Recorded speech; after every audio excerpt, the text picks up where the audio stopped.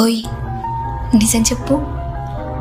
నా ప్రేమ నీకు టార్చర్ లాగా ఉంది కదా. ఎవ్వరికీ చెప్పకుండా ఏడుస్తాం చూడు, ఆ బాధ నరకంలా ఉంటది. ఒక్కసారైనా అర్థం చేసుకొని దగ్గరికి తీసుకుంటేనే కదా ఎంత బాధపడుతున్నానో, నా గుండెల్లో ఎంత భారాన్ని మోస్తున్నానో నీకు అర్థమయ్యేది. గతం గుర్తొస్తే కన్నీళ్ళే కాదు, కొన్నిసార్లు శ్వాస కూడా ఆగిపోతుంది. తప్పు చేశానేమో కదా, నీతో ఓవర్గా కనెక్ట్ అయ్యి మళ్ళీ రాకు నా లైఫ్లోకి. నీకోసం బాధపడే అంత ఓపిక నాకు లేదు. నేను రాకముందు నీ జీవితంలో ఎంతమంది అయినా ఉండొచ్చు, కానీ నేను వచ్చాక నీకు అన్నీ నేనే అవ్వాలి అనుకున్నా. అది నా పిచ్చితనమని తెలుసుకున్నా. ఎందుకంటే నీపై ఎంత ప్రేమని చూపించినా నీ మనసును అది కాలేకపోయింది.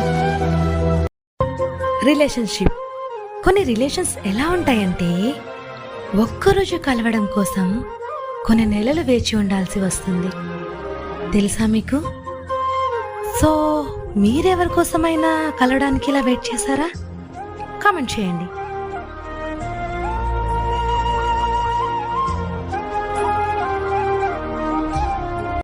అనుకోకుండా కలిసాం, చాలా తక్కువ టైంలో దగ్గరయ్యాం. సిచ్యువేషన్స్ దూరం చేస్తున్నాయో లేక మన మధ్య దూరం పెరుగుతుందో తెలియదు. ఒకరు మనకి ఫస్ట్ లో ఇచ్చిన ఇంపార్టెన్స్ అండ్ టైం ప్రెజెంట్ ఇవ్వట్లేదు అంటే వాళ్ళకి మనతో అవసరమైనా లేకపోవాలి, లేదా వాళ్ళ లైఫ్లోకి కొత్త మనుషులైనా వచ్చి ఉండాలి. గుర్తుపెట్టుకో, కావలసిన వారి కోసం కారణం లేకుండా వచ్చే కన్నీటి చుక్క చెబుతుంది ఆ వ్యక్తికి నువ్విచ్చే విలువ ఎంత అనేది.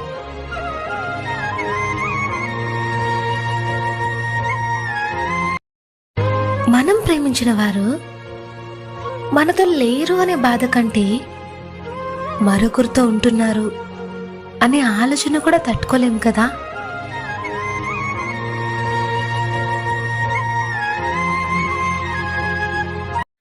విధి ఎంత విచిత్రమైనదో. ఒంటరిగా ఉన్న మనకి ఎక్కడెక్కడో ఉన్న వాళ్ళని తీసుకొచ్చి కలుపుతుంది, ఇష్టపడేలా చేస్తుంది, ఇష్టాన్ని పెంచుతుంది, దాన్ని ప్రేమగా మారుస్తుంది. చివరికి తిరిగి వాళ్ళని దూరం చేసి ఒంటరిగా వదిలేస్తుంది.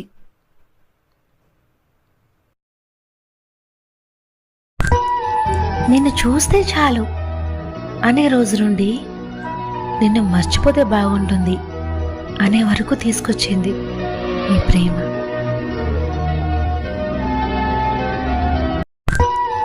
నిన్ను చూస్తే చాలు అనే రోజు నుండి నిన్ను మర్చిపోతే బాగుంటుంది అనే వరకు తీసుకొచ్చింది నీ ప్రేమ.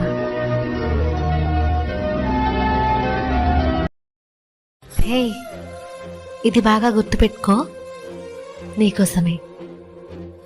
ఈరోజు నువ్వు నన్ను మర్చిపోయి ఉండొచ్చు, నేను లేకుండా సంతోషంగా కూడా ఉండొచ్చు, కానీ ఏదో ఒక రోజు నేను లేని లోటు నీకు తెలుస్తుంది. ఆ రోజు నువ్వు ఖచ్చితంగా బాధపడతావు. అప్పుడు నువ్వు నన్ను కావాలనుకున్నా నేను నీకు దొరకను. నిజంగా.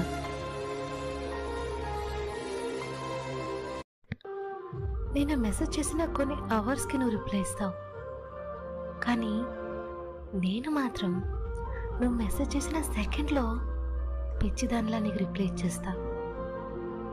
అదే నేను నీకు ఇచ్చే ఇంపార్టెన్స్. అయినా ఇవన్నీ నేను నీకెందుకు చెప్తున్నా?